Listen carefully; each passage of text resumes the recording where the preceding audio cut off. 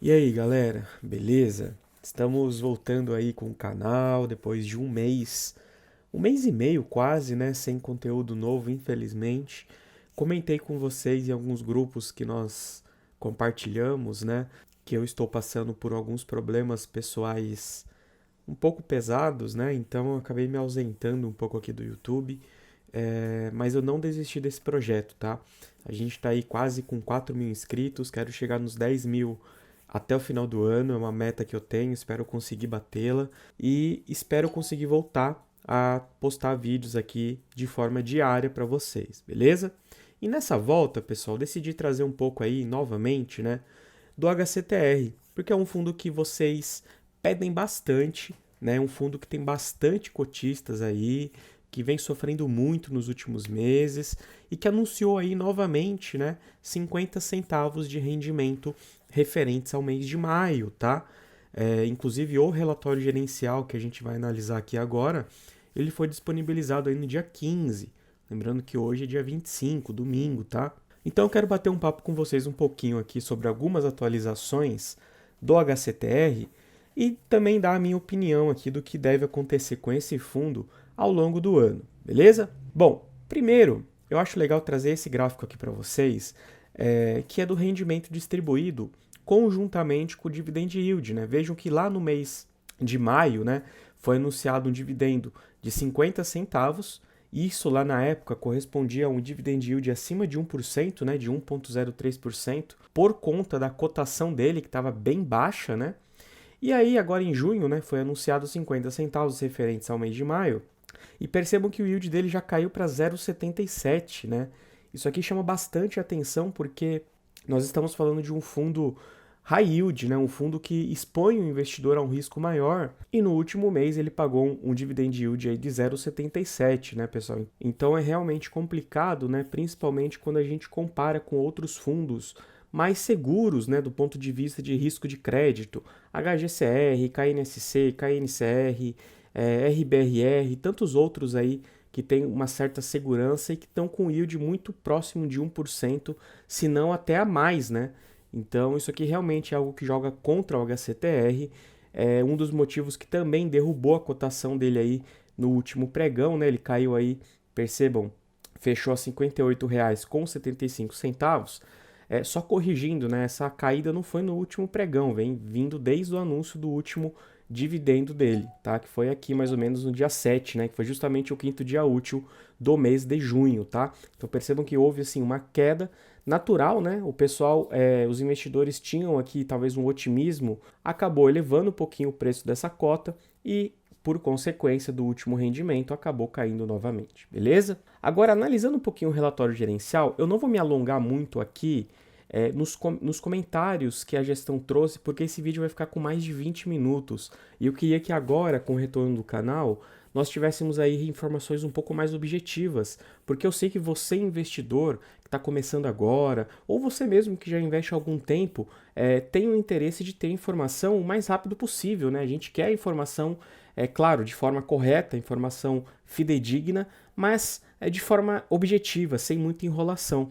Então, assim, recomendo que vocês baixem esse relatório, leiam ele de ponta a ponta, para que vocês entendam de fato o que vem acontecendo com o fundo, tá? Então, eu vou só trazer uma pincelada aqui, pessoal, em relação até o que eu penso sobre esse fundo aqui para o futuro, tá?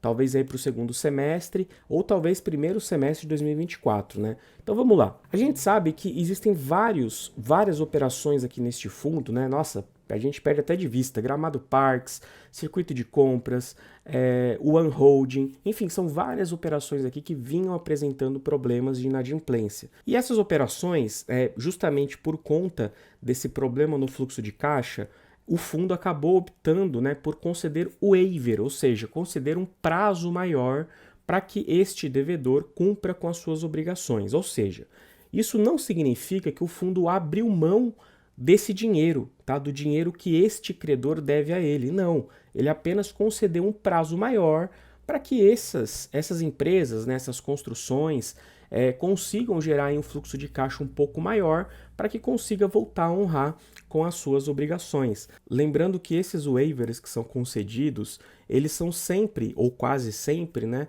conjuntamente incluídos com uma taxa um pouquinho maior. Então o fundo ele concede esse prazo aí pro devedor, em contrapartida ele acaba aumentando um pouquinho a taxa de juros ou mesmo o prazo para que seja quitado este CRI, tá? Então o que a gente consegue entender disso aqui?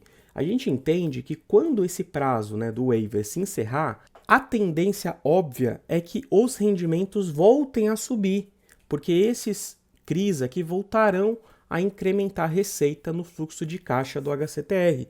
Então, basicamente é isso, tá?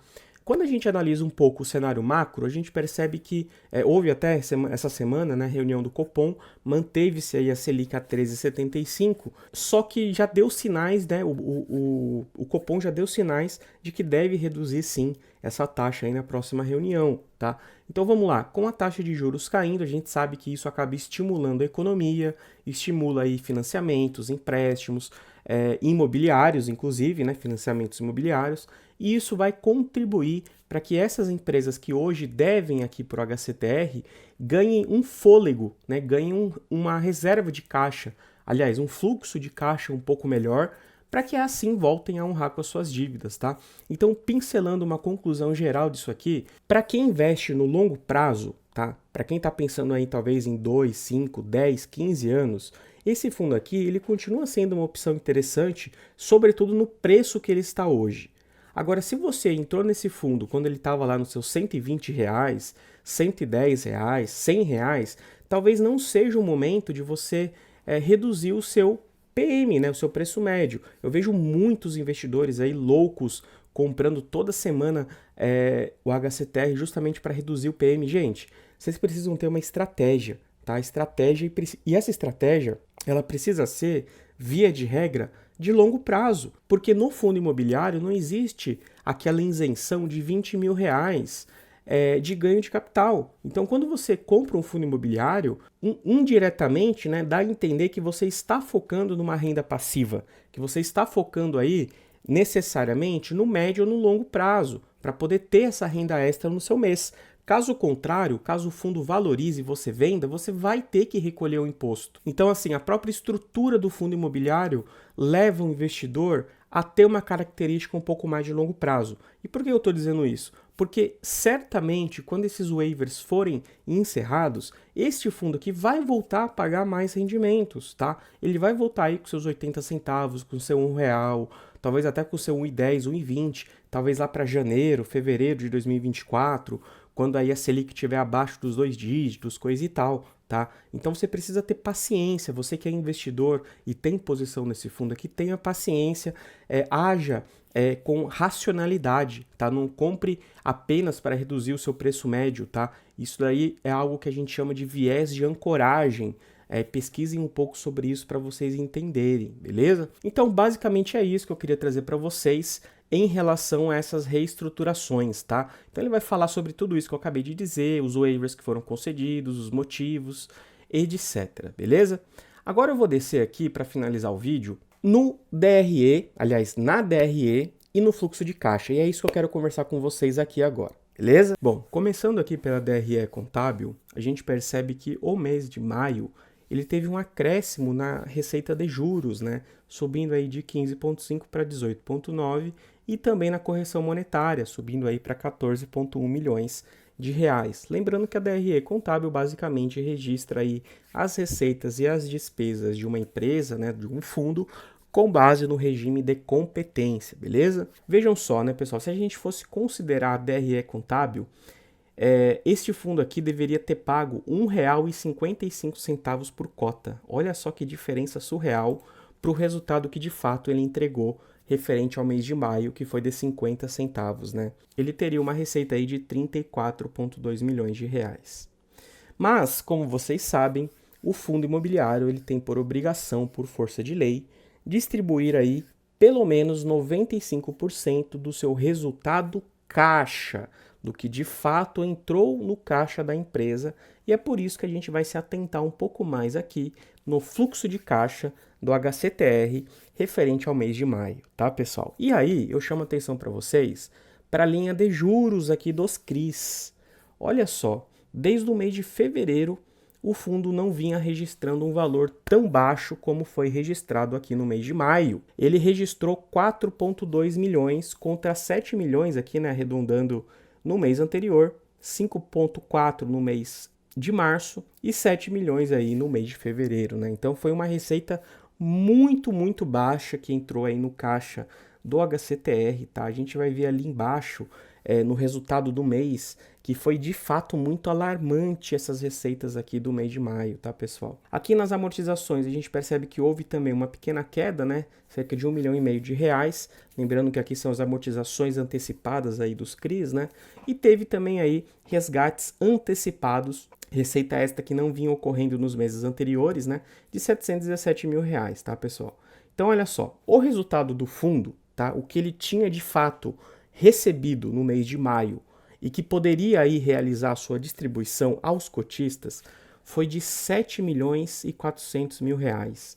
Isso corresponde a 34 centavos por cota. Vocês imaginem se o fundo anuncia, se o HCTR anuncia 34 centavos de rendimento, o que aconteceria aí com o seu valor de mercado no pregão seguinte, né? Certamente cairia aí para casa dos R$ 40, talvez até 39, 38, coisa assim. Então, justamente por isso, o fundo optou por utilizar aí parte da sua reserva de lucro, 16 centavos por cota, né? E chegou aí nos seus 50 centavos distribuídos no mês de maio. Porém, pessoal, quero voltar aqui alguns meses para que vocês entendam o que o fundo já vinha fazendo com relação aos seus resultados.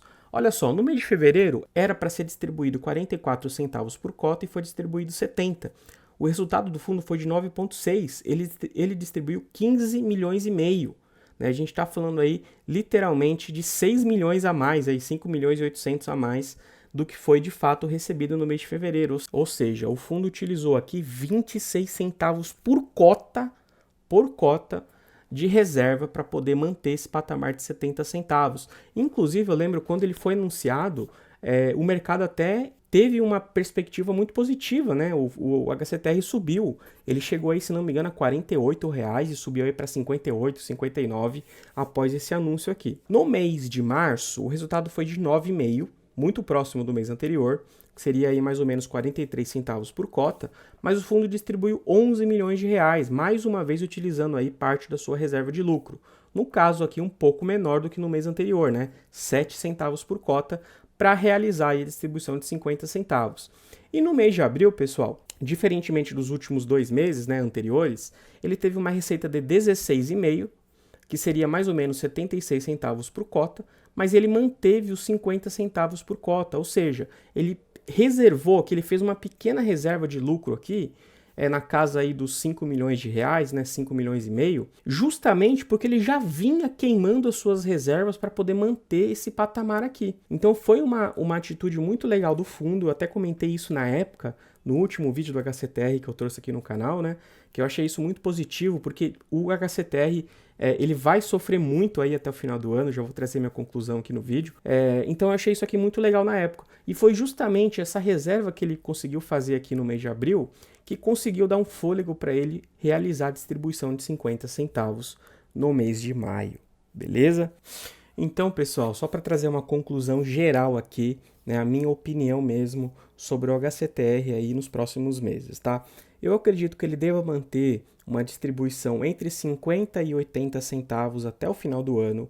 Não esperem nada além de 80 centavos, o que já seria um rendimento muito alto porque ele vem distribuindo aí nos últimos meses, principalmente quando a gente analisa os motivos. Por isso que eu gosto tanto de analisar o fluxo de caixa. Percebam que para que ele consiga distribuir, por exemplo, 70 centavos, que foi o que ele fez aqui no mês de fevereiro, ele vai ter que ter pelo menos um resultado aí de 15 milhões, coisa que ele não vem tendo, ele não vem apresentando aí nos últimos meses, salvo aqui no mês de abril. Importante notar também que no mês de abril ele teve uma receita aí de 6 milhões, né, provenientes da venda de CRIs. Então isso daqui já é algo que contou bastante para ele conseguir chegar aí nos seus 16 de resultado.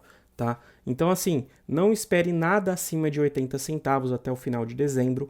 E por que eu digo até o final de dezembro e não quando o Copom reduzir a Selic? Porque os waivers eles começarão a vencer a partir do mês de dezembro. Né? Não sei se todos são até dezembro, eu lembro vagamente que alguns são, mas a partir do mês de dezembro, a partir de janeiro propriamente dito, essas operações que hoje estão inadimplentes, que hoje estão com prazo de carência, vão voltar a incrementar a receita para o fundo. E aí sim o fundo vai ter caixa, vai ter fluxo de caixa para poder realizar uma distribuição maior do que ele vem realizando hoje em dia, tá?